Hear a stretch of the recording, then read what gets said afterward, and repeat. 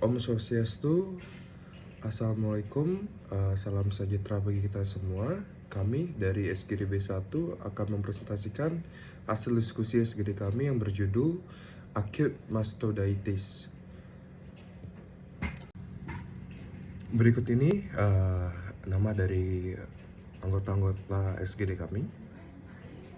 Perkenalkan, saya Komang Meta Widiantari dengan 3 digit NIM terakhir 058. Mengapa kita memilih acute mastoiditis?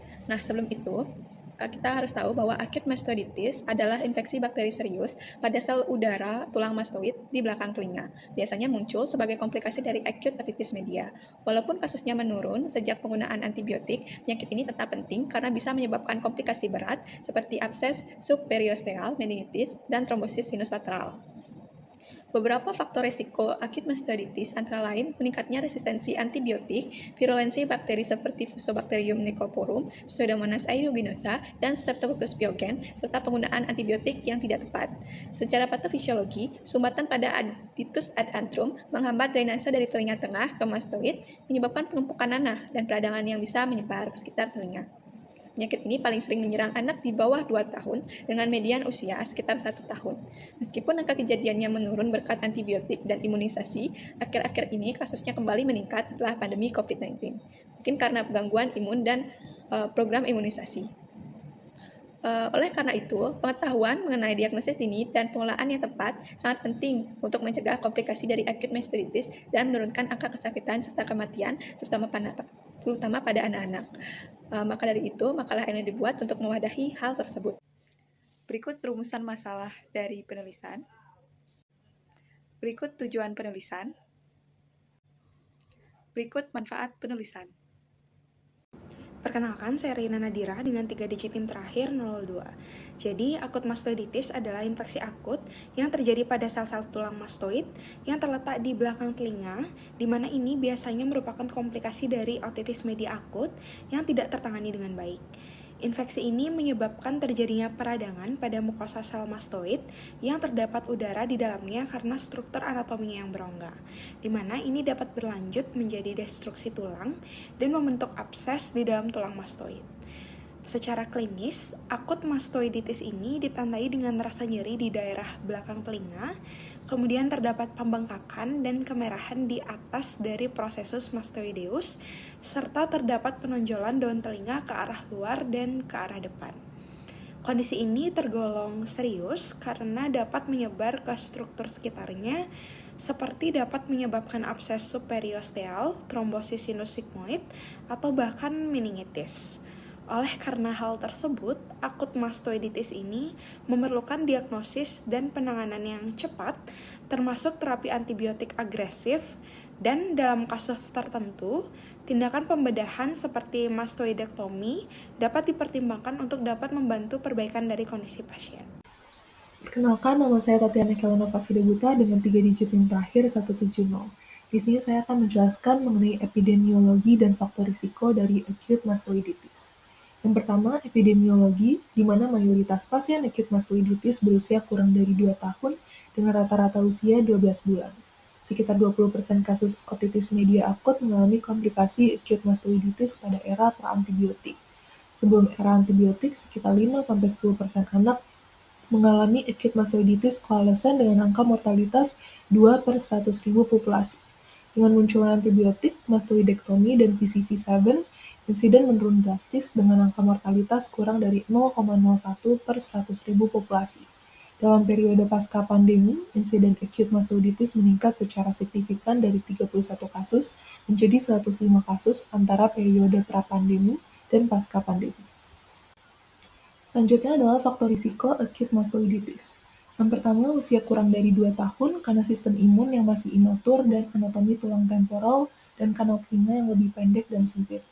Lalu riwayat otitis media akut berulang, kemudian pembengkakan area mastoid saat episode pertama akan berisiko mengalami kekambuhan acute mastoiditis.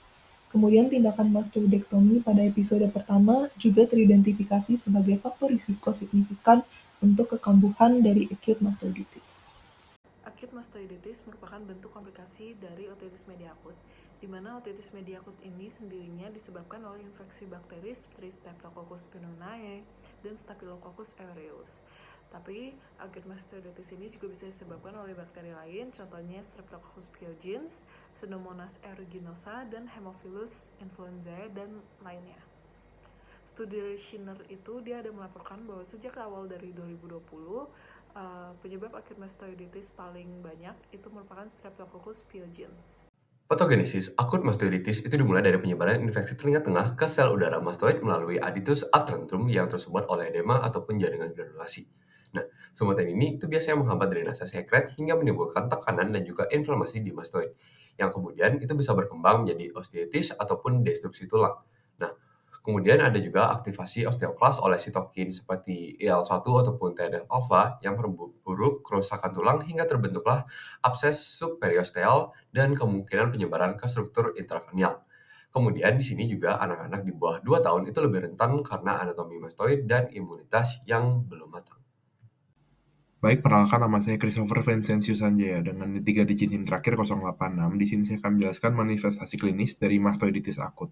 Jadi manifestasi klinisnya diawali dengan otalgia berat dan berkepanjangan setelah episode otitis media akut yang tidak ditangani dengan baik atau kurang merespon terhadap pengobatan. Demam tinggi juga menjadi gejala penyerta sebagai respon sistemik terhadap infeksi bakteri yang meluas ke sel udara mastoid. Pada pemeriksaan fisik akan terdapat otore, nyeri tekan pada regiomastoid, dan tanda khas berupa pembekakan retroaurikular yang mendorong aurikula ke arah anterolateral. Pada pemeriksaan otoskop, umumnya ditemukan membran timpani yang menonjol atau telah mengalami perforasi dengan mengeluarkan sekret purulen. Proses inflamasi yang berlanjut dapat menyebabkan penurunan fungsi pendengaran konduktif dikarenakan gangguan pada transmisi gelombang suara di telinga tengah. Dan pada beberapa kasus yang berat, dapat terjadi destruksi tulang mastoid yang menimbulkan resiko pembentukan abses, superiosteal, dan komplikasi intrakranial. Diagnosis mastoiditis akut yang tidak disertai dengan komplikasi umumnya bersifat klinis dengan mempertimbangkan 2 faktor, yaitu gambaran klinis dan juga faktor risiko keterlibatan tulang mastoid akibat infeksi telinga tengah akut maupun kronis. Tanda dan gejalanya mirip dengan otitis media akut atau OMA seperti nyeri telinga, demam, dan juga otole. Namun, mastoiditis akut biasanya lebih berat dan juga disertai oleh nyeri tekan di area mastoid, kulit retroaurikular yang tegang, merah, dan juga bengkak. Faktor risiko utama yang sering ditemukan adalah anak di usia 24 bulan, kadar selektif protein yang tinggi, riwayat operasi bedah otitis sebelumnya, riwayat penyakit THT, serta penggunaan antibiotik sebelumnya. Perkenalkan, nama saya Putri Novelina Ngadana dengan 3 digit NIM terakhir 030. Saat ini saya akan menjelaskan mengenai diagnosis penunjangnya. Yang pertama adalah pemeriksaan laboratorium, yaitu yang pertama itu C-reaktif protein yang meningkat signifikan pada pasien acute mastoiditis. Selanjutnya leukosit total atau BBC, yang dimana jumlah leukositnya umumnya meningkat pada infeksi bakteri akut. Namun pemeriksaan ini juga bersifat pendukung. Selanjutnya yaitu pemeriksaan pencitraan, di mana CT scan temporal bone high resolution atau CT merupakan modalitas utama untuk menilai destruksi sel udara mastoid serta eksistensi dari infeksi ke jaringan lunak. Selanjutnya MRI atau magnetic resonance imaging yang digunakan untuk mendeteksi komplikasi intrakranial seperti abses otak atau trombosis sinus lateral yang memiliki sensitivitas yang tinggi. Selanjutnya adalah kultur dan uji mikrobiologi, di mana uji kultur bakteri merupakan pemeriksaan esensial untuk mengidentifikasi patogen penyebab dan menentukan pola sensitivitas antibiotik, di mana patogen ini yang tersering adalah Streptococcus pneumonia, Streptococcus pyogenes, dan juga Pseudomonas aeruginosa. Sekian dapat saya sampaikan, lanjutkan oleh teman saya. Prinsip utama dari terapi untuk acute mastoiditis yaitu terapi medikamentosa dan juga intervensi bedah sesuai dengan seberapa parah penyakit dan juga respons terhadap pengobatan awal. Yang pertama, untuk terapi empiris awalnya bisa diberikan antibiotik secara intravenous spektrum luas. Untuk pilihannya ada ceftriaxone 50-75 mg per kilogram per hari, cefotaxime 150 mg per kilogram per hari, keduanya secara intravena. Untuk antibiotiknya disesuaikan setelah hasil kultur dan resistensi diketahui. Yang kedua, terapi simptomatik bisa diberikan analgesik dan antipiretik seperti paracetamol atau ibuprofen. Yang ketiga, drainase seperti miringotomi atau tympanostomic tube bila ada pus atau efusi untuk memperbaiki drainase dan ambil sampel untuk kultur. Dan yang terakhir, evaluasi lanjutan selama 48-72 jam. Jika tidak membaik atau muncul komplikasi, dapat dilakukan mastoidektomi yang simpel atau modifikasi, atau insisi dan drainase post-aurikular bila ada abses superiosteal. Baik, perkenalkan saya Revalda dengan 3 disim terakhir 249. Secara anatomis, mastoid berdekatan dengan berbagai struktur vital sehingga peradangan dapat meluas dan menimbulkan berbagai komplikasi yang berat.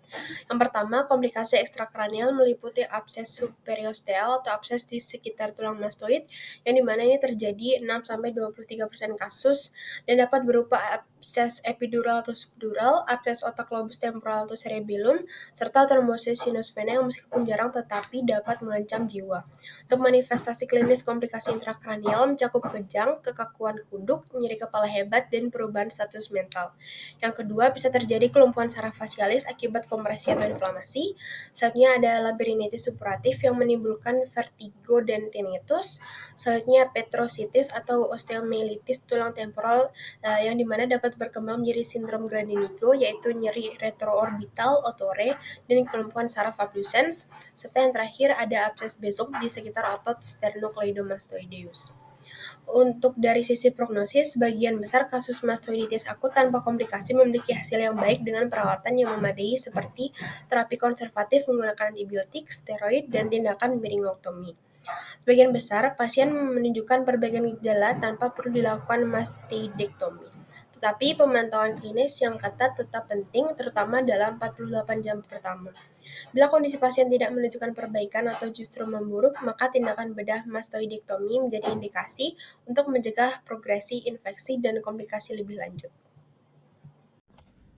Kesimpulan, mastoiditis akut adalah infeksi bakteri serius pada sel udara tulang mastoid yang umumnya merupakan komplikasi dari otitis media akut. Penyakit ini paling sering terjadi pada anak-anak di bawah usia 2 tahun karena anatomi dan imunitas yang belum matang. Secara etiopatogenesis, infeksi akan menyebar dari telinga tengah melalui aditus ad tantrum yang tersumbat, menyebabkan penumpukan nanah dan destruksi tulang mastoid. Patogen yang paling sering ditemukan meliputi Streptococcus pneumoniae, Streptococcus pyogenes, dan Pseudomonas aeruginosa. Secara klinis sendiri, mastoiditis akut ditandai dengan nyeri hebat di belakang telinga, demam, otore, serta pembekakan retroaurikular yang mendorong daun telinga ke depan. Diagnosis biasanya ditegakkan berdasarkan gejala klinis, didukung pemeriksaan laboratorium seperti CRP dan leukosit. Bisa juga dilakukan pencitraan seperti CT atau MRI dan kultur mikrobiologi untuk menentukan antibiotik yang sesuai. Menata laksanaan utamanya sendiri meliputi pemberian antibiotik intravena spektrum luas, tindakan drainase seperti miringotomi, dan mastoidektomi bila terjadi komplikasi atau tidak ada perbaikan klinis. Komplikasi yang dapat terjadi berupa abses superiostal, trombosis sinus lateral, dan meningitis. Namun prognosis umumnya baik bila diagnosis dan terapi dilakukan secara dini. Saran bagi masyarakat, penting untuk meningkatkan kewaspadaan terhadap gejala otitis media akut dan segera memeriksakan diri ke fasilitas kesehatan agar komplikasi seperti mastoiditis dapat dicegah. Bagi tenaga kesehatan, perlu dilakukan deteksi dini dan penata laksanaan yang tepat sesuai pedoman klinis, serta edukasi kepada orang tua mengenai tanda bahaya infeksi telinga. Bagi Institut Pendidikan Kedokteran, diharapkan agar pembahasan mengenai mastoiditis akut terus dikembangkan dalam kegiatan akademik yang digunakan untuk memperkuat kompetensi mahasiswa dalam diagnosis dan tata laksana penyakit THT. Bagi peneliti selanjutnya, disarankan untuk melakukan penelitian lebih lanjut mengenai perubahan pola bakteri penyebab mastoiditis pasca pandemi dan resistensi antibiotik guna mendukung terapi yang lebih efektif. Sekian presentasi dari kelompok kami yaitu B1 mengenai mastoiditis akut. Terima kasih sudah mendengarkan dan mohon maaf bila ada kata yang tidak berkenan. Terima kasih.